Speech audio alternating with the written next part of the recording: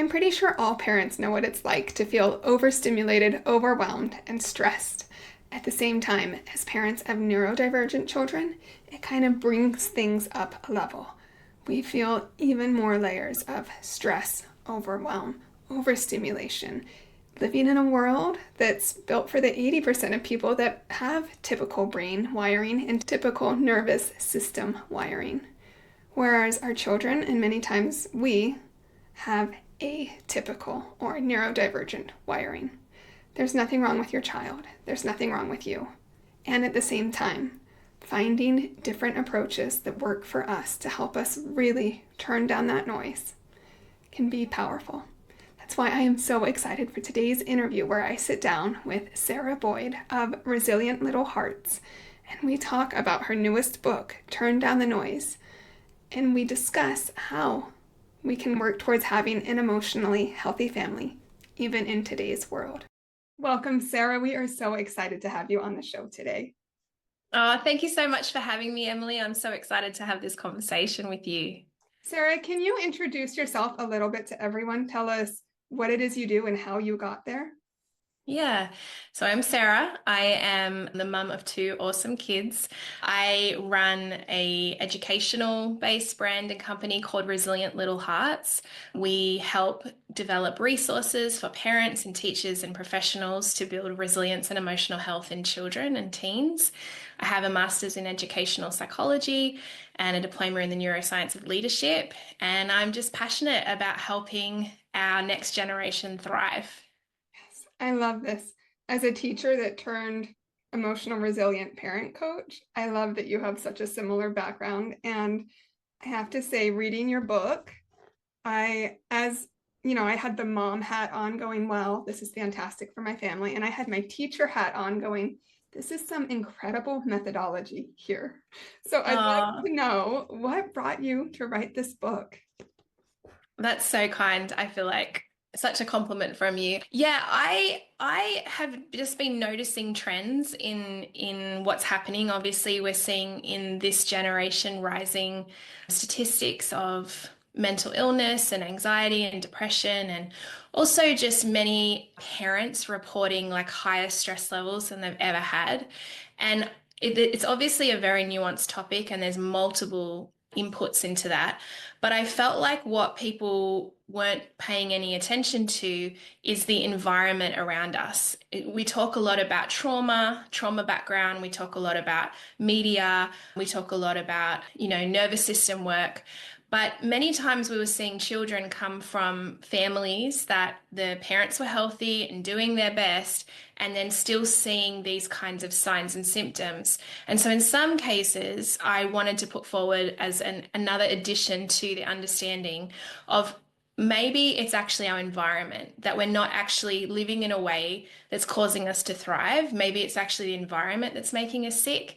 And so the whole concept of overstimulation and chronic stress. So rather than being this one event in your life, it's the snowball of all the little things building up into really loud noise where you just feel exhausted and overwhelmed all the time. And so I wanted to really just create a practical strategy for parents to actually be able to navigate their home and be able to essentially turn down the noise when they need to and feel empowered to do so. That is so powerful. So probably 50% of our listeners are neurodivergent, and about 90% have a child, at least one child that's neurodivergent. So I'm sure that they're definitely feeling like heard and understood right now, and they're going to benefit right now. Yeah, no, absolutely. I feel like, I mean, obviously, I'm speaking to people who you already completely get it, because obviously, when you have neurodivergence, one of the key things that, there can be many challenges at times, but one of the things is navigating overstimulation in a world that has, over the last 2 decades, become chronically overstimulated. And so I can completely appreciate that this is this is a challenge that you all know very, very well and close to home. Yes. So let's delve into that. You talk in your book a lot about being highly sensitive. You talk about neurodivergence, overstimulated. Let's break down a little bit of these words. Is there, what is the difference in the similarities with being highly sensitive as opposed to neurodivergent? Yeah, it's such a great question. Yeah, so in the book, I talk about everyone gets overstimulated sometimes, but there are certain populations of people who struggle with it more, and that is people who have the trait of high sensitivity and those who have neurodivergence. So the trait of high sensitivity is a trait or a temperament. It's not a diagnosis. So it is something that about 20% of the population relate to, and these people are deep processors, they are deep thinkers, they are quite sensitive to internal and external stimuli, and they are very connected to their emotions and the depth and beauty and meaning of the world. And again, they have a vulnerability to overstimulation. And it's a great question what you said, because I think sometimes people can think, well, I have that and I have neurodivergence. So what you're describing is neurodivergence. But currently, the research literature says that they're two separate things. Mm-hmm. So you can be highly sensitive and also neurodivergent, but you can also just be highly sensitive. And so the difference there is, I mean, again, I'm talking to people who this, but in order to get a diagnosis of neurodivergence, there are multiple criteria that you have to meet in your life or your child has to meet in their life.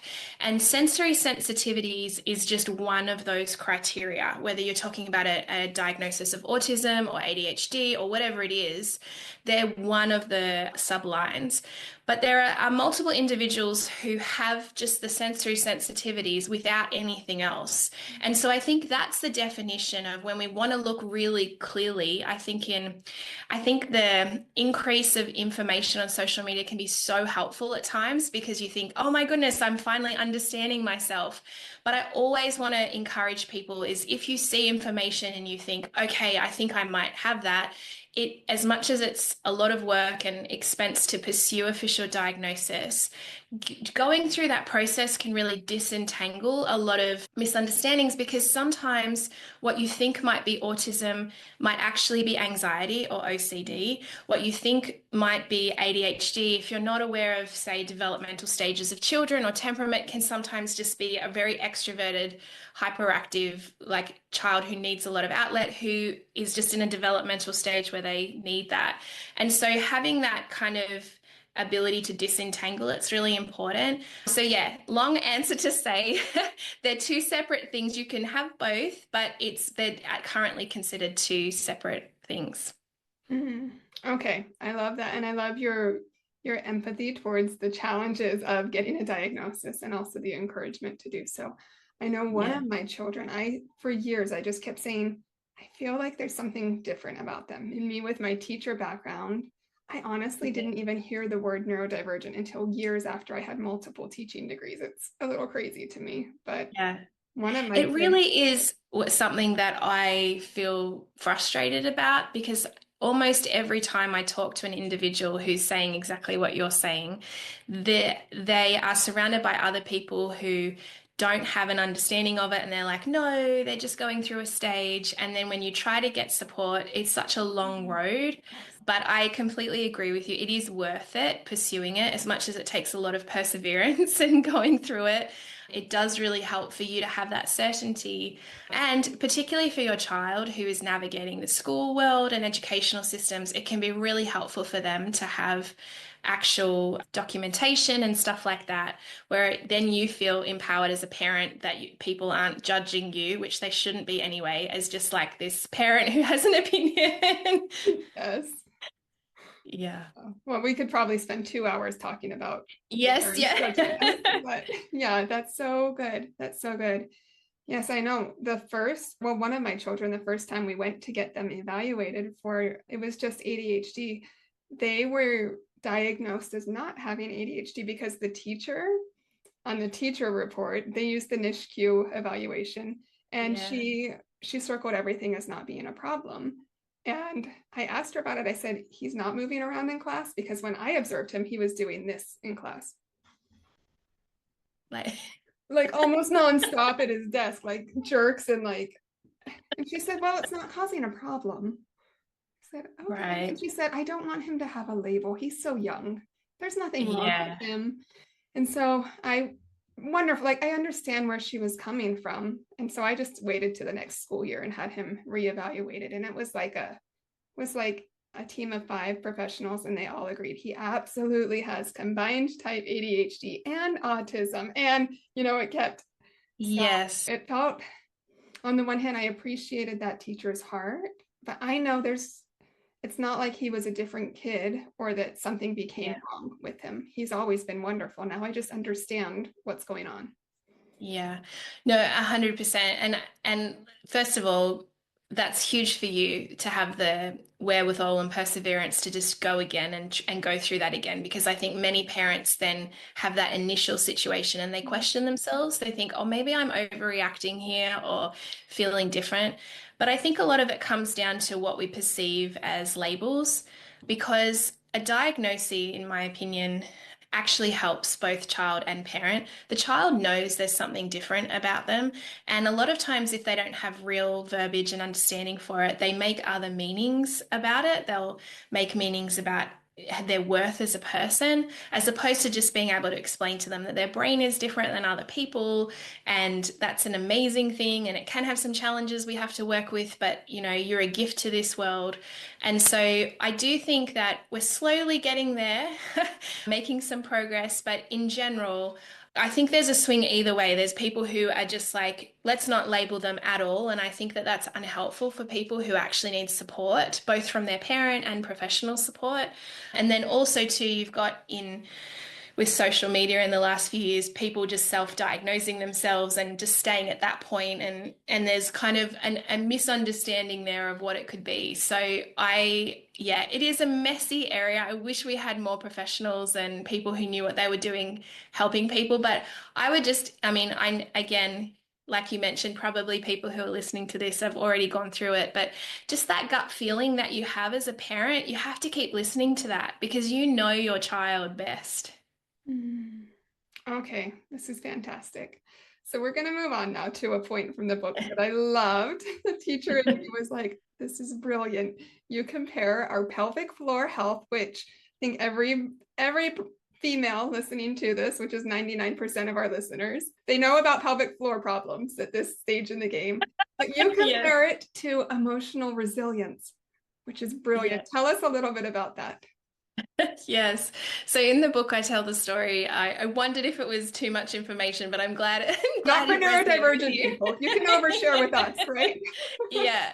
After my second child, I was having, pelvic floor issues. So I got referred to therapy. And if any of you have done it before, you know that it's a very vulnerable, kind of a bit uncomfortable situation. And so I was kind of making jokes with the therapist to kind of ease my own nervousness and uncomfortability. And I was, kind of making a joke about how weak my pelvic floor was. And she just instantly corrected me. She said, "No, your pelvic floor isn't weak. It's been holding too chronically strong." And so she shared the analogy of when a muscle is being tensed at like an 8 or 9 out of 10 all the time, and it doesn't have time to properly relax and go back to 0 or 1 or 2 or 3. When it comes time to have to tense it, there's not much gap left. It's going from an 8 to a 10 back to an 8. And so she was explaining the concept with developing muscles is that the chronically holding strong all the time is actually making you weaker in your muscles. And I think in kind of society's understanding of resilience, we often use the example of building muscles in a gym. You have to go and lift weights and do hard things and do challenging things, and you have to do it consistently over time and increase the challenge in order to build muscle, which is true with emotional resilience. We have to do things that we find challenging in order to grow as human beings. But I think what's different in our society today, as people want to say, "Oh, this generation is weaker than generations before," is not that they're not necessarily doing enough hard things, is that they're not having enough rest in between, true rest. Because if you use the analogy of building muscles in a gym, you go to the gym for maybe an hour a day. You're not walking around all day holding these weights. It's actually you work out and then you have rest and repair. And that's how our nervous system is designed to work. It's designed to work in stress and exertion and challenge, and then move back into rest and repair, and into challenge and exertion and back into rest and repair. And so, yeah, I use, I use the example of pelvic floor to kind of give the example of the reason we as parents and our children sometimes feel like we're overwhelmed, exhausted, or maybe weak is not because we're not trying hard enough, is actually that we're not getting enough rest and repair and true rejuvenation time. Mm, that is so, that hits close to home, I think, for most of us. And for our Yeah. children too. I love that you bring up the point also in your book between play being restorative versus entertainment. And that one definitely, that one hit home for me also. I know for many of the parents that I coach in our neurodivergent survival kit, we talk a lot about self-care, not like, bubble baths and 3 days at the spa, but realistic Right. self-care. And one of the things that we go through is false, like be aware of false self-care, things that seem like they're filling your cup, but they actually drain it. And one Mm. of those for me is definitely scrolling social media. I'm like, oh, Mm. I need a break right now. So I scroll social media. Then I see a political post that fires me up, or then I see something about, a tragedy in our town. And like, oh, Yeah. now I'm drained more than before. So talk to us about Yes. entertainment versus play. Yeah, I mean, exactly what you described is, I think, what most parents, and myself included, we just go through by default, because you're looking for this kind of break and you're hoping you're going to get on social media and see something that makes you laugh or makes you feel inspired or feels just lovely. But the problem with it, like you said, is it's like interchanged with the algorithm with all this kind of fear-based content as well. So really there's a difference between play and entertainment. And this started the differentiator started when TV came in. Is obviously TV is passive entertainment, media is passive, you're just watching someone else, whereas play is something that you're involved in, that you creatively find flow in. And play is really anything that you genuinely enjoy. It is something that gets you into a flow state and that the time starts going quickly. So and it doesn't have to be extroverted play. And for those of you that are extroverts, it should be. It could be activities and hiking and Yeah. doing all those things. But yeah, but play could also be for parents, like reading a book that you love, or just sitting quietly and journaling, or whatever it is. But that is restorative in a way that media is not. Media can be that little break. It doesn't necessarily help our nervous system, but it's nothing bad about it. But if we're using it as our only tool in our toolbox, we will find that we're drained. And I think a lot of parents in particular, they feel the stress of finances and work and the demands of their life and the demands of their children. And really the only time they're getting is these small slithers of time where they're like, okay, let's binge Netflix till late at night, or let's go on my phone. Oh no, like look at all the horrible things happening in the world. Because the one of the examples I share in the book is I was cooking dinner one night and really overstimulated. And it was in a time that I'd had a really stressful day at work. We were dealing with some problems in the team and the finances, and I found myself very reactive to my children. And then literally 2 weeks later, we were away on vacation where I had slept well. We had gone off our phones. We put our phones away on vacation. We'd been out at the beach during the day. I'd had a lot of time, and my kids were behaving the same way at dinner time that they were 2 weeks before. But I was almost not reactionary. And I think that that really comes down to how much we as parents have that space and time in our lives, or times, because it's not realistic that it's all the time, but times that we actually have to play, to look after ourselves, to do that self-care that you're talking about. Okay, this is fantastic. And it leads into another thing I wanted to talk to you about. I know a lot of parents, especially moms, they feel, I think, a lot of grief around the fact that they do need time away from their kids, or they do need that time to take a break. And they really want to go, go, go. And usually with very good motives. They want to serve, they want to give, they want to build. And to know that they do need a break is really hard for them. And on that same grain, especially with neurodivergent kids, we have this image of what motherhood's going to look like before we become moms. And then typically it's not the way it is. I'm sure it's the same with parents that don't have neurodivergent kids, but I haven't lived that life, right? So Yeah. there's just, we think it's like we have a story in our head that says, but I shouldn't need a break, or my kid Mm. shouldn't be overstimulated, or we shouldn't need this much rest. But we do. What would you say to those parents? I love that you have an open conversation about it because I think it's the topic in parenthood that no one wants to talk about because in bringing it up, in feeling like when parents would say I'm exhausted or I feel like I'm drowning, in one way we think we're being a bad parent and it's like this label on ourselves of we're not doing a good enough job because we should, that word should, be always available. And we do have an idealistic picture in our head. And ideals are amazing to help us lift to a higher standard, to grow, but they can be unhelpful when we think they're realistic. So, if I have an ideal as a parent that I'm going to be supportive and empathetic with my child like all the time, that can be helpful to remind myself in some times where I'm not being it to say, hey, this is the kind of family you want to build. Like, let's stretch and grow into that. But if I'm going to then compare myself and think you are never, ever allowed to not be empathetic and perfect and all that sort of stuff, then that's not helping me either. And coming back to what I was saying before about our nervous system is designed to move between stress and challenge and then into rest and repair. And when you're a parent, and particularly a mother, giving into your child's world is an element of stress and challenge. Now, it's not stress in the sense of like you're climbing a mountain or you're doing this huge presentation in front of thousands of people, but you are giving out of who you are. It's very hard to calm your own nervous system when you don't have that rest and repair state. And so, what I would say to parents is you can't be, we've heard of the verbiage, you can't give what you don't have. You can't be the parent you want to be unless you have some time to yourself or time away or whatever that looks like. And that comes down to because what happens is when you have that time, your nervous system can relax and you go into that rest and repair state so that you then, when the next stress and challenge and need for support and talking them through all their things and giving them a hug when they're screaming and all that sort of stuff, you have capacity then again to give that to them. I do really want to just honor though, like what you mentioned for parents of neurodivergent children, it feels more difficult because it is more difficult.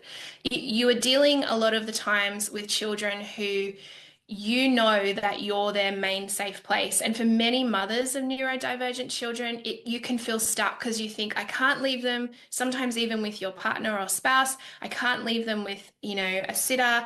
There's no one else that they feel comfortable with. And I really want to empathize with that because I think some of those challenges are very real.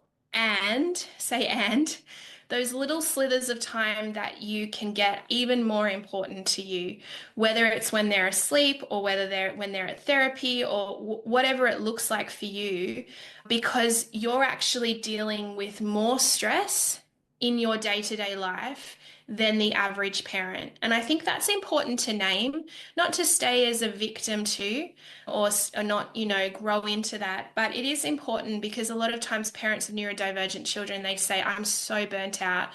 It does have a higher stress on marriage and families. It can have a higher stress on the burnout of the primary caregiver, and that's important to name. And so I love what you talk about in your coaching program, Emily, because that really is one of the core elements that I would want to encourage parents of neurodivergent kids. This is a marathon. I mean, this is not a sprint. This is not something that if you have a stressor that can be over in a day or two, then pushing through and pushing through will work with that strategy. But if you have a challenge in your life or something that you're stretching towards that's longer than that period of time, then you have to build in times of rest and recovery for yourself to be able to hit that marathon and hit that kind of goal that you're really hoping for in building that relationship and healthy family. Oh, I love this. I love this.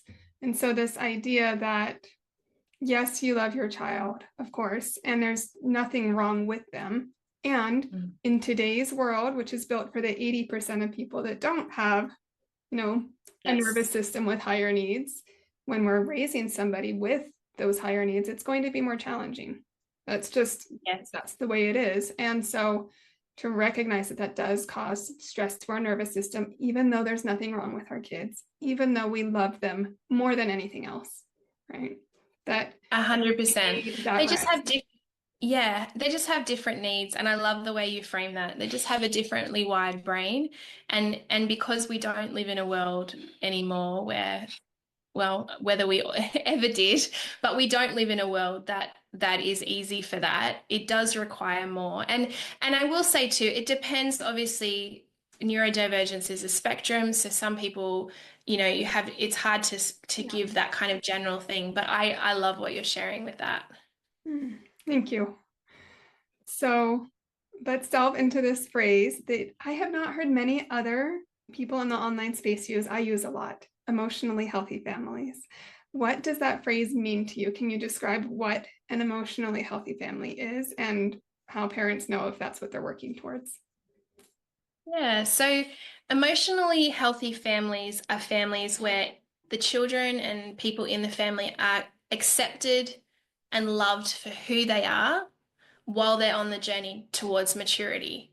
So it is unconditional love and acceptance, and also a calling forward to let me help you grow skills and character and behavior as we grow into a functional adult. And so emotionally healthy families are really made up of adults who have healthy adults, emotionally healthy adults, which I'll get to, who have built a really deeply connected relationship with their children.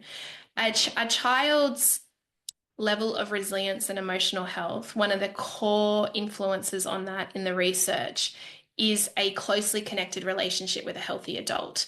And so, really, in my work, I'm constantly talking about our connection with our child and the children in our world. And then I talk a lot about how we as adults can become emotionally healthy. And that comes down to looking after ourselves, it comes down to learning self regulation skills and emotional coping tools, it comes down to having like healthy, close, connected relationships ourselves, whether that's with our spouse or partner, a friend, extended family, a therapist, whatever it is, having that and having boundaries in our home is really important as well.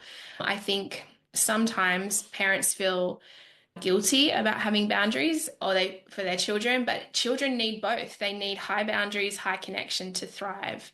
And so really in that ecosystem is what we want to talk about when we talk about emotionally healthy families. Oh, I love it. We actually have an emotional empowerment framework, and it touches on both of those. We have Oh, the coaching or the guidance being really important, and the connection or the relationship being important. yes. And if we don't have Yeah, both, because yeah, and I think sometimes in parenting, people can swing too far. I just need to be empathetic all the time, but they need the boundaries because that's, it's the same as me saying, hey, here are the keys of the car to my 3-year-old. They need boundaries. They're not developed. But if we lose the relationship on the process of teaching them these skills and boundaries and behaviors and things, all we're doing is essentially raising a child into compliance or rebellion because if it's just boundaries with no relationship, they're really the only two options. And so children who internalize our family values, internalize boundaries, who grow up into mature, healthy adults, they have both. They have both a really high level of boundaries and clear guidelines in the family, and also really highly connected relationships. Mm, okay, I love this so much. And it's going to bring us to the part of the book. I remember I was listening to the audiobook driving home from my sister-in-law's baby shower, and you started to talk about loving detachment, and I lost it. I just was crying, making sure I was focusing on the road. I've just never heard it phrased quite the way you put it. And I think everyone would benefit from hearing about it. What is loving detachment? How does that help us in the scope of everything we've been talking about? It's really interesting. I've had multiple people tell me that part of the book they started crying, and I feel like it may have something to do with how parents are actually feeling at the moment. Loving detachment is one of the emotional coping skills. I go through a whole host of tools in one of the chapters, and loving detachment is the one I ended the chapter with. And it's essentially moving from a place of over functioning and trying to hold up the world for our children and actually surrendering the rest, surrendering them and knowing that you've done all you can do. And I think it's a very nuanced topic because particularly with younger children and again with children who are neurodivergent, the term overfunctioning, it's not necessarily true. It could just be good parenting. And especially on the stage and element of where you're parenting, that could be true. But even if you feel like you're having to overfunction because of a real situation that you're going through with your child, and sometimes we do, I'd want to name that. At the end of the day, it is so much pressure. And often it's mums who feel like that because we get into bed at night and we just go over all the things that we could have, should have done differently, could have, should have done, and we didn't do. And we put a lot of heaviness and shame on ourselves. And so, really, the practice of loving detachment is coming to, even if you can't do it during the day, it's coming to the end of the day and just saying to yourself, or it may be in prayer, it depending on your faith, of like, I've done all I can today. I'm going to surrender this child. And for me, with my faith, it's a prayer of just like, I surrender my children to God. And really, it's trying to take off that pressure that we put on ourselves to hold up the world. And sometimes I think as women, we are the supporters of family systems and we want to be that. But that can get really heavy sometimes. And just being able to lay that down at the end of the day is one way that we can give ourselves permission to rest. I love that so much. The idea of, yes, we're going to do our best. Yes, we're going to try. We're going to keep going. We won't be perfect, and that's okay because our kids aren't perfect either, where you can repair, all of those tools. And then we get to the end of that and we still feel like I could have done more. I think there always will be more. And just to turn to whatever your faith is. For me, it's God also, and to say, I'm just going to trust that you'll take it from here. Like I did what I could. I know you helped me do what I could. Yes. And you'll take it from here. Yeah. Yes. Yeah, and I think it comes from our deep love. There's nothing like a parent's love for a child. And it's coming from that. It's coming from our desire to protect them, look after them, want them to be okay. Are they going to be okay? That's the question that we reiterate in our mind over and over again. And what is hard is that we can do our best and do all the things that you're talking about. But there's an element of parenting and raising a child that we cannot control. We can't control exactly what's going to happen in their life. We can't control. And that is terrifying, especially when you're a parent who desperately wants to do their best, support, and give that family, give, your children that beautiful family. There's so much we can do and so much we can grow into. And at the end of the day, we also have to surrender that what we've done is enough. Mm. Many times it's actually the parents who are the most supportive, the most loving, the most engaged, that are the ones that are beating themselves up and saying, I really should or could have done more. And really, our child is already thriving because of you. And I think that's important to remember. It's not, it's, we have to be okay that what we've done, what we've invested in is enough. Because again, it comes back to that ideals. There is no way to be a perfect parent. And even if you are a perfect parent, it doesn't mean that you can control this situation. There's still that element of trust and surrender, which I think is one of the reasons that I believe parenthood is one of our biggest invitations into growth, into emotional, spiritual maturity. And I'm aware that not everyone takes that invitation, but it really has, it is a situation that is unlike any other situation where you are, you know, given the opportunity, you are pushed to all your limits, you probably have no sleep, and it is this beautiful opportunity for us to grow in who we are. Mm, absolutely agree.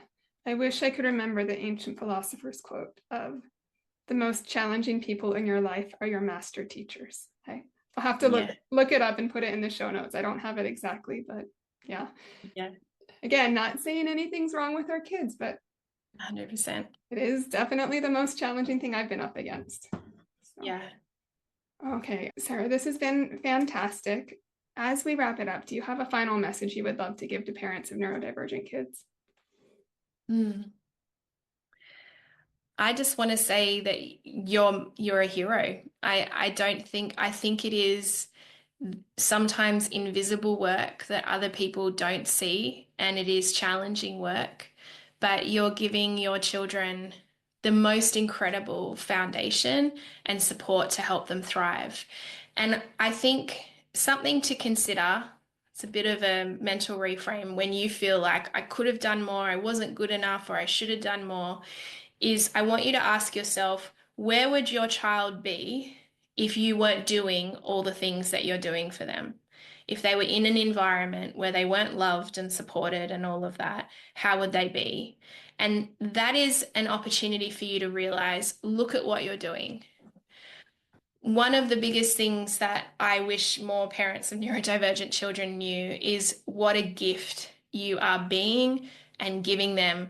And it is sometimes a thankless job because children don't have the capacity to say, "Oh my goodness, I so notice what you're doing for me. Thank you so much." Sometimes they do when they're little, but definitely not as they grow. They're normally just angry at the things that we're My oldest putting is in. 14. Yep. Yeah. Yeah, yeah.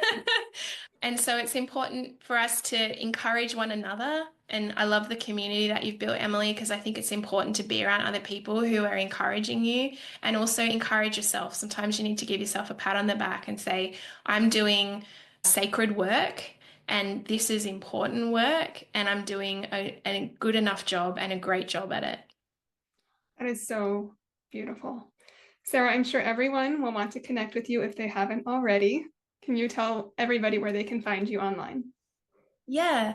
So you can find me on social channels, Instagram, and also on websites at Resilient Little Hearts, and then also just at Sarah Boyd. I'm there as well. Both places you can come and find me. Fantastic. Thank you so much for coming on today, Sarah. Oh, thanks for having me.